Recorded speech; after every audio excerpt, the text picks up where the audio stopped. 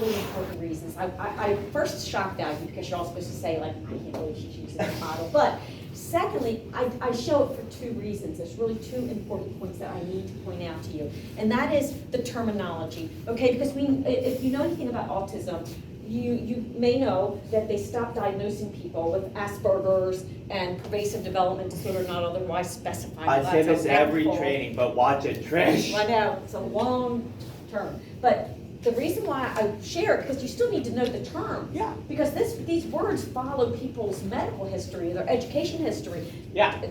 Tom, you were diagnosed with Asperger's, right? I was. So and if I say to him, oh, well, you really don't have Asperger's, you have autism, it's like, well, my whole life I've had Asperger's. Like I'm gonna bring up a point about Asperger's, because like my girlfriend and I, we both have Asperger's, and she is kind of like, well, I'm glad they got rid of the terminology because look who it's associated with. If you don't know, it's associated with a Nazi war criminal from World War II, and I'm like, well, I don't get it. It's part of my diagnosis. I was kind of pissed off when they were like, oh yeah, that's not a thing anymore.